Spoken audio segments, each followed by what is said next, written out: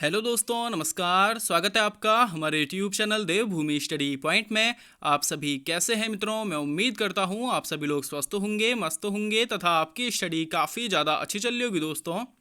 साथियों, मैं आज आपके साथ डिस्कस करने वाला हूं हिंदी का मॉडल टेस्ट पेपर।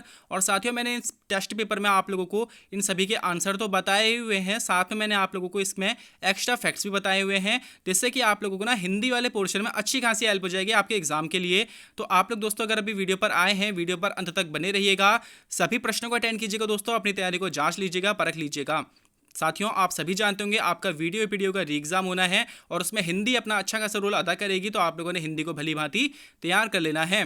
बाकी दोस्तों, आपको इस चैनल पे जीके जीएस के सभी महत्वपूर्ण विषय जैसे हिस्ट्री, पॉलिटी, ज्योग्राफी, इन सभी के जो दोस्तों बार बार रिपीट होने वाले प्रश्न है ना, उन सभी के ऊपर मैंने वीडियोस बनाए हुए हैं और उन सभी वीडियोस का लिंक मैं डिस्क्रिप्शन बॉक्स में शेयर कर दूंगा। आप लोग वहां जाकर के उन सभी वीडियोस को भी चेक कर सकते हैं। बाकी दोस्तों, अगर आप लोगों को कंटेंट और वीडियो इन्फॉर्मेटिव लगते हैं तो वीडियो को लाइक करके चैनल को जरूर सब्सक्राइब कर लीजिएगा। आपका ज़्यादा समय न खराब करते हुए वीडियो को प्रारंभ करते हैं। पहला प्रश्न है दोस्तों हमारा, निम्न में स्पर्श संघर्षी व्यंजन कौन से हैं? आपके ऑप्शन हैं क ख ग घ, च छ ज झ, श स स ह या फिर य र ल व। दोस्तों, आप सभी लोगों ने अपने अपना आंसर लगा लिया होगा। इसका बिल्कुल राइट आंसर हो जाएगा ऑप्शन बी, चौ छ जौ झ। दोस्तों, यह हमारे स्पर्श संघर्षी व्यंजन होते हैं। बाकी दोस्तों देखिए, इसमें जो आपको तीसरा ऑप्शन में दिख रहे हैं ना, तीनों श और ह, दोस्तों इन्हें हम ऊष्म व्यंजन कहते हैं या फिर इन्हें संघर्षी व्यंजन भी कहते हैं। अब देखिए दोस्तों, दोनों में डिफरेंस समझना। अगर बोला जाएगा संघर्षी व्यंजन कौन से हैं, तो तब आपने बताना है श श स ह, तब आपने दोस्तों ऑप्शन सी में टिक करना है।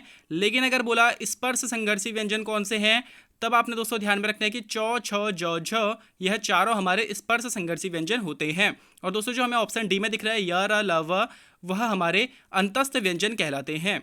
अगला प्रश्न हमारा, स्वर व व्यंजन के मध्य की कड़ी किसे कहते हैं? आपके ऑप्शन हैं द्विगुण व्यंजन, ऊष्म व्यंजन, अंतस्थ व्यंजन या फिर अयोगवाह वर्ण। तो दोस्तों इसका बिल्कुल राइट आंसर हो जाएगा ऑप्शन डी, अयोगवाह वर्ण। जो दोस्तों हमारे अंग और आहा होते हैं, इन्हें ही हम लोग स्वर व व्यंजन के मध्य की कड़ी कहते हैं। अब देखिए दोस्तों, स्वर व व्यंजन के मध्य की कड़ी आप लोगों ने अगर इसे रटना नहीं है ना, तो आप लोग ऐसे भी ध्यान में रख सकते हैं कि आप लोगों ने देखा होगा अंग आहा से पहले हमारे 11 स्वर होते हैं और अंग आहा के बाद हमारे क ख ग घ करके हमारे व्यंजन प्रारंभ हो जाते हैं। तो दोनों के मध्य में कड़ी के तौर पर कौन काम कर रहा है दोस्तों? अंग और आहा। इन्हीं को हम लोग अयोगवाह वर्ण कहते हैं और इन्हीं को दोस्तों स्वर व व्यंजन के मध्य की कड़ी भी कहा जाता है। अगला महत्वपूर्ण प्रश्न दोस्तों, तोता शब्द का स्त्रीलिंग क्या होगा? आपके ऑप्शन है तोती, मैना, मादा तोता या फिर तोतैया। तो दोस्तों इसमें काफ़ी सारे बच्चों को थोड़ा सा डाउट रहता है और तोता का सीधे सीधे स्त्रीलिंग बोल देते हैं वो लोग मैना। अब देखिए दोस्तों, तोता मैना अगर ये बोला जाता है तो हम लोग सोचते हैं कि तोता का जो स्त्रीलिंग शब्द होगा वो मैना होगा। तो दोस्तों आप लोगों ने इसे ध्यान में रखना है। इसका राइट आंसर हो जाएगा ऑप्शन सी। अगर आपसे तोता शब्द का स्त्रीलिंग पूछा जाएगा ना दोस्तों, तो इसका राइट आंसर होगा मादा तोता। कुछ शब्द दोस्तों ऐसे होते हैं जो हमेशा पुल्लिंग में यूज में आते हैं और जब हमें इसका स्त्रीलिंग बनाना होता है ना, तो हम इसके आगे मादा शब्द जोड़ देते हैं। तो आपने ध्यान रखना है, तोता का स्त्रीलिंग मादा तोता। अगला प्रश्न दोस्तों, हस्ताक्षर शब्द में कौन सा वचन होगा?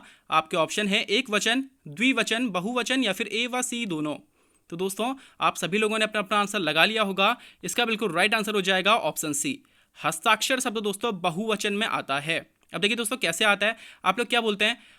हस्ताक्षर कर दीजिए, ठीक है, या फिर अपने हस्ताक्षर कर दो, ठीक है दोस्तों। मतलब जो हस्ताक्षर शब्द है ना, आप लोग इसे कभी भी ऐसा नहीं बोलोगे कि हस्ताक्षर कर दिया, आप बोलते हैं हस्ताक्षर कर दिए। तो दोस्तों जो हमारा हस्ताक्षर शब्द है ना, वह हमारा बहुवचन में प्रयोग में आएगा। आप लोगों ने ध्यान में रखना है, यह हमेशा ही बहुवचन में प्रयोग होने वाला शब्द है। नेक्स्ट क्वेश्चन हमारा, निम्न में कौन सा एक सर्वनाम का भेद नहीं है? आपके ऑप्शन है संबंधवाचक सर्वनाम, व्यक्तिवाचक सर्वनाम, निजवाचक सर्वनाम या फिर निश्चयवाचक सर्वनाम। दोस्तों इसका बिल्कुल राइट आंसर हो जाएगा ऑप्शन बी, व्यक्तिवाचक सर्वनाम। दोस्तों सर्वनाम का भेद नहीं है। आप लोगों ने ध्यान में रखना है दोस्तों कि सर्वनाम के हमारे कितने भेद होते हैं? 6 भेद होते हैं दोस्तों। कौन कौन से 6 भेद हैं? तो पुरुषवाचक सर्वनाम, निजवाचक सर्वनाम, निश्चयवाचक सर्वनाम, अनिश्चयवाचक सर्वनाम, संबंधवाचक सर्वनाम और प्रश्नवाचक सर्वनाम। यह 6 हमारे सर्वनाम के भेद होते हैं दोस्तों। व्यक्तिवाचक सर्वनाम इसमें नहीं आता है। व्यक्तिवाचक दोस्तों संज्ञा का भेद होता है, व्यक्तिवाचक संज्ञा। अगला प्रश्न हमारा, क्रिया या धातु के अंत में प्रयुक्त होने वाले प्रत्यय क्या कहलाते हैं? आपके ऑप्शन है दोस्तों क्रिया प्रत्यय, कृत प्रत्यय, तद्धित प्रत्यय या फिर उपयुक्त सभी। दोस्तों इसका बिल्कुल राइट आंसर हो जाएगा ऑप्शन बी, कृत प्रत्यय दोस्तों क्रिया या धातु के अंत में प्रयुक्त होने वाले प्रत्यय होते हैं। अब देखिए दोस्तों, क्रिया या धातु के अंत में प्रयुक्त होने वाले प्रत्यय कौन से हो गए? कृत प्रत्यय। अब सबसे पहले आप लोगों ने समझना है कि प्रत्यय के दो प्रकार होते हैं, एक होता है कृत प्रत्यय और एक होता है तद्धित प्रत्यय।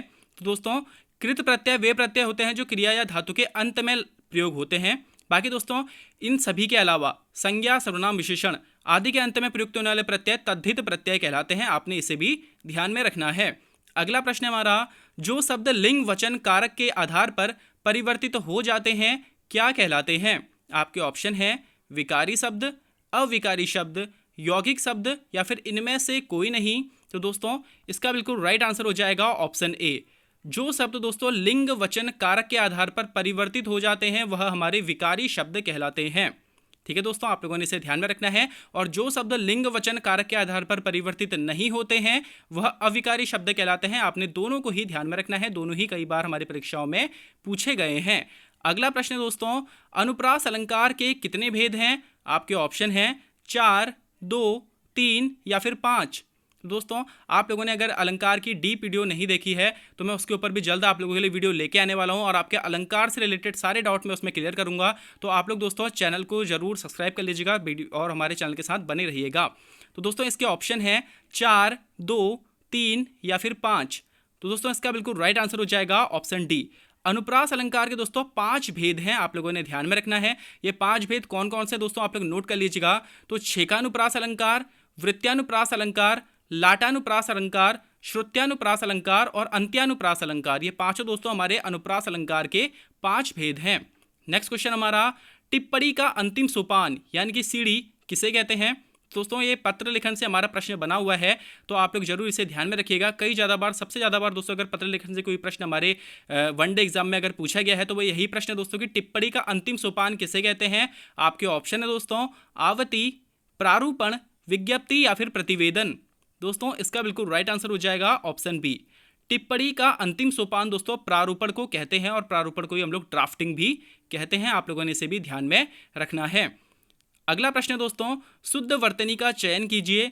देखिए दोस्तों, इसमें आप लोगों को चारों ऑप्शन दिख रहे होंगे, इसमें से आप लोगों ने बताना है कि कौन सा वाला हमारा ठीक होगा। आप सभी लोगों ने अपने अपने आंसर को लगा लिया होगा दोस्तों। इसका बिल्कुल राइट आंसर हो जाएगा ऑप्शन बी।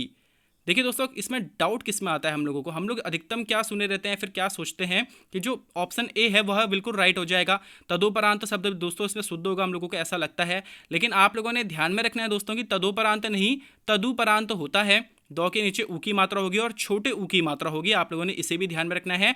ऑप्शन डी की तरफ आप लोग मत जाना, ऑप्शन बी आप लोग भली भांति इस वर्तनी वाले शब्द को देख लीजिए। अगला प्रश्न दोस्तों, विषम का संधि विच्छेद क्या होगा? आपके ऑप्शन है वी धन सम, वी धन शम, वी धन शम या फिर विष धन अम। तो दोस्तों, इसका बिल्कुल राइट आंसर हो जाएगा ऑप्शन ए।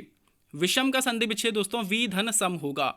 ठीक है, आप लोगों ने ध्यान रखना है दोस्तों कि ये जो हमारा पेट कटा जो शौ है दोस्तों, यह पहले सपेरे वाले शौ में होता है, लेकिन दोस्तों व्यंजन संधि में ये रूल के कारण से ये चेंज होकर के किस में परिवर्तित हो जाता है? मूर्धन्य शौ यानी कि पेट कटे शौ में परिवर्तित हो जाता है। वैसे ही दोस्तों अभिषेक जो हम लोग लिखते हैं उसमें अभिधन सेक होता है, उसमें भी जो दोस्तों शौ होता है ना, पहले वो सपेरे वाला शौ होता है और बाद में संधि के बाद वो पेट कटा शौ बनता है, तो आपने उसे भी ध्यान में रखना है। अगला प्रश्न दोस्तों, कन्यादान में कौन सा समास है? आपके ऑप्शन है द्विगु समास, अव्ययी भाव समास, द्वंद्व समास या फिर तत्पुरुष समास। दोस्तों, आप सभी लोगों ने अपना अपना आंसर लगा लिया होगा। इसका बिल्कुल राइट आंसर हो जाएगा दोस्तों ऑप्शन डी, तत्पुरुष समास। दोस्तों, इसका बिल्कुल करेक्ट आंसर हो जाएगा। देखिए दोस्तों, जब आप इसका समास विग्रह करते हैं कन्यादान शब्द का, तो आपको क्या मिलता है? कन्या के लिए दान। अब आप लोगों ने ध्यान में रखना है कि के लिए क्या होता है दोस्तों? कारक चिन्ह है ना। तो दोस्तों, आप सभी जानते होंगे कि तत्पुरुष समास में समस्त कारक चिन्हों वाले जितने भी हमें इस प्रकार के शब्द मिलेंगे वो तत्पुरुष समास में ही चले जाते हैं। तो दोस्तों, कन्या के लिए दान, तो इसमें के लिए शब्द आया है यानी कारक चिन्ह आया है। तो दोस्तों, कारक चिन्ह वाले सभी जितने भी हमारे शब्द होंगे वह तत्पुरुष समास के अंदर चले जाते हैं। नेक्स्ट क्वेश्चन हमारा, निम्न में सकर्मक क्रिया है कौन सी? आप लोगों ने बताना है। आपके ऑप्शन है हंसना, रोना, पढ़ना या फिर इनमें से कोई नहीं। दोस्तों, इसका बिल्कुल राइट आंसर हो जाएगा ऑप्शन सी, पढ़ना शब्द दोस्तों इनमें सकर्मक क्रिया है। अब देखिए दोस्तों, आपने ऐसे शब्दों में कैसे सकर्मक और अकर्मक को पकड़ना है। तो देखिए दोस्तों, आप लोगों को एक चीज़ ध्यान में रखनी है। आप लोगों ने जो भी क्रिया हो रही होती है ना, उसमें आप लोगों ने उस क्रिया वाले शब्द से क्या और किसको से प्रश्न पूछना है। जैसे दोस्तों देखिए, इसमें क्रिया हो रही है हंसने की, सबसे पहले ऑप्शन में हंसना एक क्रिया है, तो आपने प्रश्न करा क्या हंस रहा है, तो दोस्तों कोई आंसर नहीं आ रहा है। ठीक है, किसको हंस रहा है, फिर भी कोई आंसर नहीं आ रहा है। और अगर आप लोगों को लग रहा है क्या हंस रहा है, तो आप लोगों ने अगर ये आंसर लगाया कि बच्चा हंस रहा है, तो दोस्तों निर्जीव चीज़ आनी चाहिए। अगर सजीव चीज़ आती है तो वो कर्ता होता है, अगर निर्जीव चीज़ आती तब वो कर्म में आता। तो दोस्तों हंसना शब्द में हमने क्या और किसको से प्रश्न करने पर हमें कोई उत्तर नहीं मिला है। वैसे ही दोस्तों जब हम बोलते हैं क्या रो रहा है, तो दोस्तों अगर आंसर आता है बच्चा रो रहा है, तो बच्चा एक सजीव है। अगर निर्जीव चीज़ होती तो वह कर्म में जाता दोस्तों, अगर सजीव चीज़ आती है तो वह कर्ता में चला जाता है। लेकिन दोस्तों जब आप बोलते हो क्या पढ़ रहा है, तो आपको उत्तर मिलने प्रारंभ हो जाते हैं। अखबार पढ़ रहा है, किताब पढ़ रहा है, पुस्तक पढ़ रहा है। ठीक है दोस्तों, तो आपको इस प्रकार से निर्जीव चीज़ें मिलने लग जाती हैं। तो दोस्तों इसमें तब आपने ध्यान में रखना है कि पढ़ना शब्द एक क्रिया है, और इसमें आप जब क्या से प्रश्न करते हैं तो आपको उत्तर मिलने प्रारंभ हो जाते हैं, और सभी उत्तर निर्जीव में आते हैं, तो इसमें हमारी सकर्मक क्रिया मौजूद होगी। दोस्तों इसको आप लोग जरूर ध्यान में रखिएगा, यह आपको आगे बहुत ज़्यादा हेल्प करेगा आपके एग्जाम में। अगला प्रश्न है दोस्तों, मित्रों को काट कर केक खिलाओ, वाक्य में अशुद्धि है, किससे? आपके ऑप्शन है लिंग संबंधी, वचन संबंधी, संज्ञा संबंधी या फिर पदक्रम संबंधी। दोस्तों इसका बिल्कुल राइट आंसर हो जाएगा ऑप्शन डी। इस वाक्य में दोस्तों पदक्रम संबंधी अशुद्धि है। देखिए दोस्तों क्या पदक्रम संबंधी अशुद्धि है, इसमें जो दोस्तों पहले काट कर लिखा गया है ना, उस वाली जगह पर केक होना चाहिए था। यानी कि हमारा वाक्य यह होना चाहिए था कि मित्रों को केक काट कर खिलाओ, तब दोस्तों यह शुद्ध वाक्य होता। लेकिन दोस्तों इसमें जो पद का क्रम है वह आगे पीछे कर दिया गया है, तो इसलिए इसमें पदक्रम संबंधी अशुद्धि है। अगला प्रश्न है हमारा, विकास की दृष्टि से प्राकृत की पूर्वकालीन अवस्था का नाम क्या है? प्राकृत भाषा है दोस्तों, और इसकी पूर्वकालीन अवस्था का नाम क्या था, आप लोगों ने बताना है। आपके ऑप्शन है पाली, संस्कृत, हिंदी या फिर अवहट्ट। तो दोस्तों इसका बिल्कुल राइट आंसर हो जाएगा ऑप्शन ए। विकास की दृष्टि से दोस्तों प्राकृत की पूर्वकालीन अवस्था का नाम पाली है। अब देखिए दोस्तों आप लोगों को मैं ये पूरा का पूरा विकास वाला क्रम बता देता हूँ।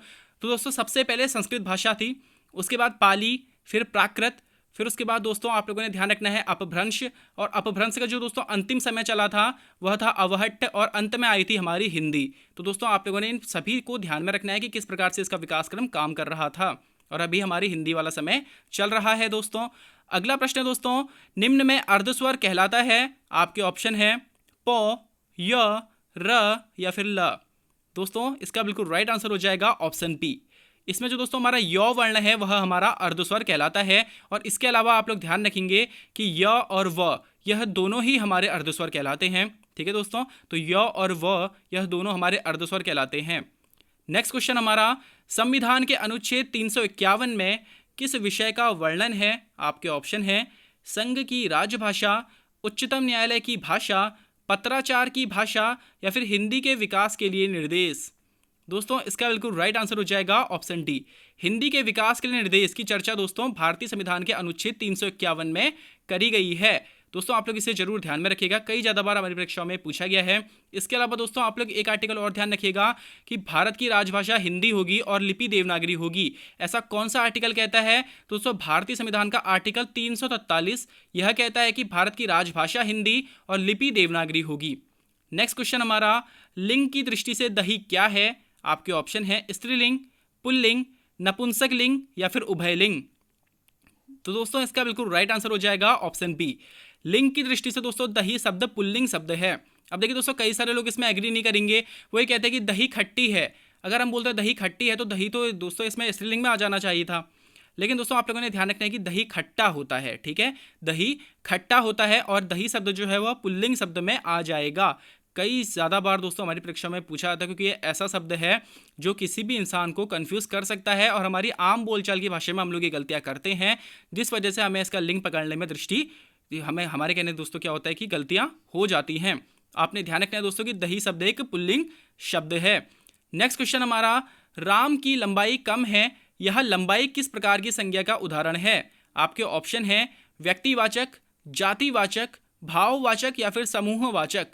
दोस्तों इसका बिल्कुल राइट आंसर हो जाएगा ऑप्शन सी। इसमें जो दोस्तों लंबाई शब्द है वह भाववाचक संज्ञा का उदाहरण है। किसी भी व्यक्ति की अवस्था, उसके रोग दोष, जितनी भी चीज़ें होती है दोस्तों वह सभी हमारे भाववाचक संज्ञा के अंतर्गत आती हैं, और इसमें लंबाई भी दोस्तों इसी प्रकार से एक राम की अवस्था है, तो आप लोगों ने ध्यान रखना है कि यह भी भाववाचक संज्ञा में आएगा। नेक्स्ट क्वेश्चन हमारा, उत्कर्ष शब्द का विलोम क्या होगा? आपके ऑप्शन है अकर्ष, अनुत्कर्ष, अपकर्ष या फिर विकर्ष। दोस्तों इसका बिल्कुल राइट आंसर हो जाएगा ऑप्शन सी। उत्कर्ष शब्द का विलोम दोस्तों ऑप्शन सी यानी कि अपकर्ष हो जाएगा, आप लोगों ने ध्यान रखना है। नेक्स्ट क्वेश्चन हमारा, जंगल शब्द का पर्यायवाची क्या होगा? आपके ऑप्शन है प्रमोद, विश्रांति, कांतार या फिर दिव। तो दोस्तों इसका बिल्कुल राइट आंसर हो जाएगा ऑप्शन सी। जंगल शब्द का पर्यायवाची इसमें से दोस्तों कांतार है। अब देखिए दोस्तों, आप लोगों ने अगर कांतारा मूवी देखी होगी ना, जो साउथ की मूवी थी, तेलुगु जो दोस्तों मूवी थी, वो अगर आप लोगों ने उस मूवी को देखा होगा तो वह भी दोस्तों कांतारा जो उसमें लिखा गया था उसका अर्थ भी यही था कि जादुई जंगल। तो दोस्तों इसमें भी कांतार जो शब्द है ना, वह जंगल के लिए प्रयोग होता है और जंगल का ही एक पर्यायवाची है। नेक्स्ट क्वेश्चन हमारा, पति पत्नी के जोड़े को क्या कहते हैं? आपके ऑप्शन है, देखिए दोस्तों आप लोगों ने 4 तरीके से इसमें दंपति को लिखा गया है। आप लोगों ने बताना है कि दंपति कौन सा वाला ठीक होता है। दोस्तों इसका बिल्कुल राइट आंसर हो जाएगा ऑप्शन बी। पति पत्नी के जोड़े को दोस्तों दंपति कहते हैं। और किस प्रकार से लिखा जाता है इसे आप लोग भली भांति इसको चेक कर लीजिए, क्योंकि कई सारे लोगों को इसमें डाउट जाता है ऑप्शन डी में भी, तो दोस्तों वह गलत हो जाएगा, आप लोगों ने इसे ध्यान में रखना है। नेक्स्ट क्वेश्चन है दोस्तों हमारा, व्याकरण के ज्ञाता के लिए कौन सा शब्द होगा? आपके ऑप्शन है व्याकरणी, व्याकर्ता, वैयाकरण या फिर व्याकरणज्ञ। तो दोस्तों इसका बिल्कुल राइट आंसर हो जाएगा ऑप्शन सी। व्याकरण के ज्ञाता के लिए एक शब्द हो जाएगा दोस्तों वैयाकरण। आप लोगों ने इसे भी ध्यान में रखना है।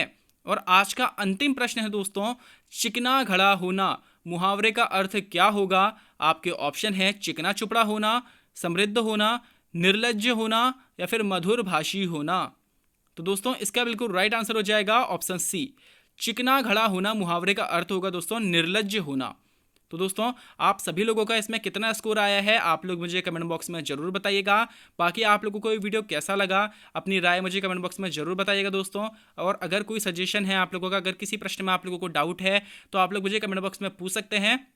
मैं उन सभी कमेंट का आप लोगों का रिप्लाई करूंगा। तो आप लोग दोस्तों इस चैनल के साथ बने रहिएगा, वीडियो को लाइक करके चैनल को जरूर सब्सक्राइब कर लीजिएगा दोस्तों। बाकी आपको आपके आगामी एग्जाम्स के लिए हार्दिक शुभकामनाएं, बधाइयाँ देते हुए मैं अपनी वाणी को विराम देता हूं दोस्तों। धन्यवाद।